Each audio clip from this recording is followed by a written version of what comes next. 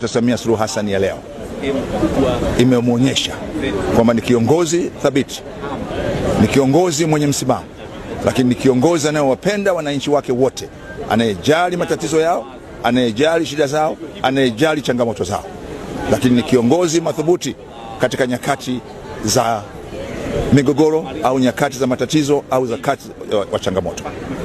Shaban Robert katika riwaya yake ya Kusadikika alisema nyakati ngumu ndizo hutoa viongozi thabiti, na Dr. Samia Suluhu Hassan amethibitisha kuwa yeye ni kiongozi thabiti katika haya. Lakini hotuba yake imejaa maono mengi ambayo yatakapotekelezwa yanakwenda kuibadili Tanzania na kuiweka katika ngazi nyingine ya taifa linalojitambua, taifa linalojitegemea, taifa ambalo kila Mtanzania anayo nafasi ya kutoa mchango wake. Na leo ametoa matumaini makubwa kwa vijana wa Tanzania kwa kuorodhesha hatua mbalimbali ambazo zitashukuliwa kuhakikisha kwamba vijana wa Tanzania ambao ni 60% ya watu wote wa Tanzania sio tu wanapata matumaini, lakini wanapata nyenzo za kubadili hali yao ya maisha, kiuchumi, kijamii. Lakini pia amewaomba vijana wa Tanzania, na ambalo ni muhimu, wawe wazalendo, waipende nchi yao, wawapende viongozi wao, lakini waijali Tanzania walioirithi ili na wao wairithishe kwa vizazi vijavyo, ikiwa ni Tanzania iliyosimama pamoja. Hotuba ya leo ni hotuba ambayo imetolewa na mfariji mkuu wa taifa letu. Ametoa pole kwa wale wote waliofariki, ametoa pole kwa wale watu wote ambao sasa wanaganga majeraha, lakini ametoa pole kwa watu wote ambao mali zao zimeharibiwa wakati wa kadhia. Lakini kwa watendaji wa serikali amewapa angalizo kwamba sasa uzembe, uvivu, ubadhirifu, ufisadi, rushwa havitavumilia kamwe, na ametutaka sisi wawakilishi wananchi tushirikiane na serikali kuhakikisha kwamba serikali inakwenda kuwatumikia wananchi wa Tanzania kwa kutatua kero na matatizo yao.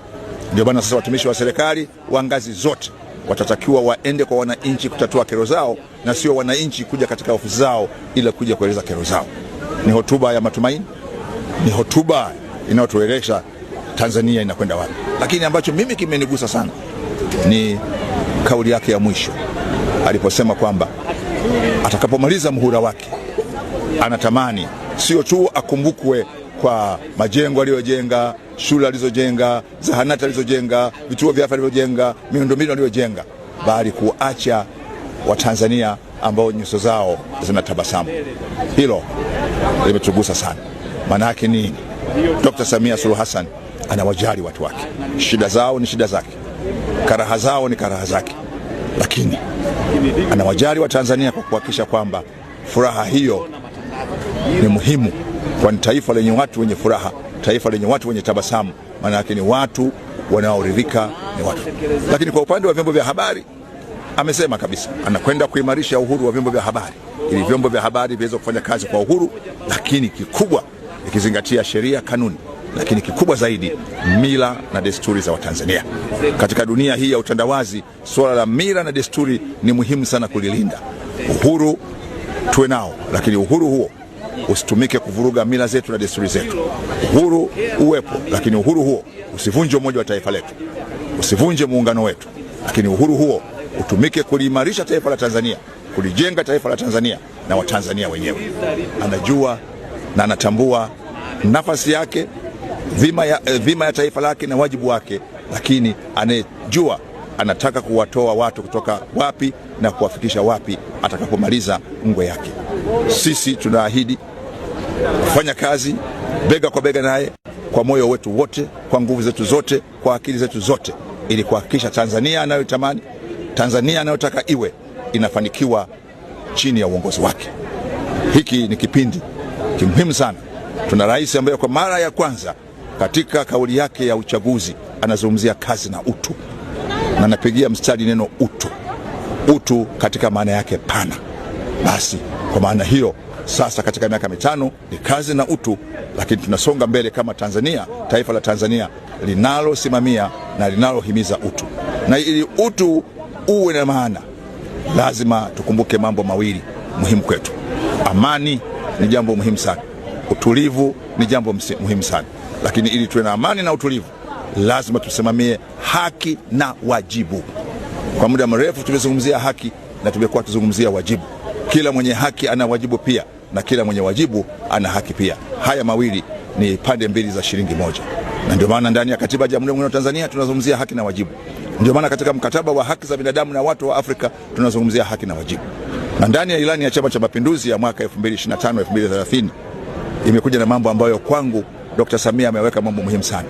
Kwa mara ya kwanza katika ilani tunazungumzia familia na maendeleo ya familia, wajibu wa wazazi kwa watoto na wajibu wa watoto au vijana kwa wazee wao. Lakini ndani ya familia amesisitiza swala la uadilifu, swala la maadili na swala la kuiona familia ndio msingi wa taifa letu.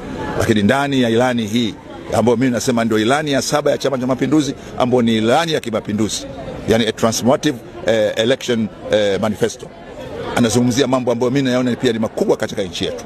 Moja, tuna sehemu kubwa inayozungumzia vijana na ajira, kubadili maisha ya watu wa vijijini ili yafanane na watu wa mjini, ikiwa ni pamoja na umeme, maji, afya, elimu, lakini miundombinu inayopita mwaka mzima. Na nyote mliona alipozungumzia swala la TARURA, wabunge wote walimshangilia kwa sababu tunataka tuimarishe. Lakini ndani ya ilani ile, na amelizungumza leo, tunazungumzia ufugaji wa kisasa, kuwatoa watu wetu kuwa wachungaji wa kuchunga mifugo na kufuga. Lakini ndani ya ilani hiyo ambayo leo pia amelizungumzia ni kuanza kujenga miundombinu itakayounganisha Tanzania na nchi nyingine. Sisi ndio nchi ambayo tunapakana na nchi 8 na zinatumia bandari zetu. Kwa tunapojenga reli hizi kwenda Mbamba Bay ili tufike Malawi, kukarabati reli ya Tazara ili kwenda Zambia, na sasa inaweza kwenda mpaka Lobito Angola, kujenga reli hii ya SGR kwenda Burundi na inaweza kaingia Jamhuri ya Kidemokrasia ya Kongo na baadaye kwenda sehemu nyingine, ni kutumia nafasi yetu ya kijiografia ambayo imetupa kilomita zaidi ya 1400 za bahari, na maana yake tunaweza kuwa na bandari nyingi. Lakini kikubwa kingine ambacho nimekizungumza leo ni kuenda kujenga kongane za viwanda katika kila wilaya. Na hizi kongane za viwanda sio tu zitatoa ajira kwa vijana, lakini kongane za viwanda pia zitachechemua uchumi wa maeneo yale na zitatuwezesha kutumia malighafi za eneo zile kuziongezea thamani, na katika kuziongezea thamani kuwafanya watu wapate mapato zaidi. Kwa mfano, katika ilani ya uchaguzi kwa upande wa Kilosa na kwa upande wa jimbo langu, mambo ambayo yameahidi kuyafanya ni kujenga majengo ya kusindika nyanya. Maana yake zile nyanya za Dumila, nyanya za Mbigiri, badala ya kuuza kama nyanya, tutaanza kuzisindika na kuuza uji wa nyanya. Kwa hiyo ni ilani iliyojaa mapinduzi makubwa, na ndio ambayo leo Mheshimiwa Rais katika hotuba yake ya kulifungua bunge ameyaweka. Kwa hiyo ni imani ambayo ni ilani na hotuba ambayo imetuweka katika mahali pazuri, na ni bunge linaloanza utekelezaji wa dira ya mwaka 2050 ambayo pia Dr. Samia amesimamia kuitekeleza. Na ukisoma dira ya maendeleo ya 2050 inamzungumzia Mtanzania katika atakapofika mwaka 2050 awe ni Mtanzania ambaye mahitaji yake yote muhimu anayo. Na ndio maana leo amezungumzia kuanza majaribio ya bima kwa watu wote. Ndio maana leo amezungumzia kuimarisha vyuo vyetu na kutoa mikopo, kwa sababu sasa vyuo vikuu viko nchi nzima. Na ndio maana leo ametumia sehemu kubwa kuelezea na azma yake ya kuunda wizara kamili kabisa ya kushughulika na vijana. Maana yake anayajua matatizo ya leo, lakini anaangalia zaidi Tanzania ya kesho na kesho kutwa. Sisi wote tuseme kwa Dr. Samia Suluhu Hassan, heko kwa hotuba yako, shukrani kwa hotuba yako, kwa sababu sasa tunajua Tanzania ile ambayo waasisi waliitaka chini ya uongozi wako tutaipata na tutaiona.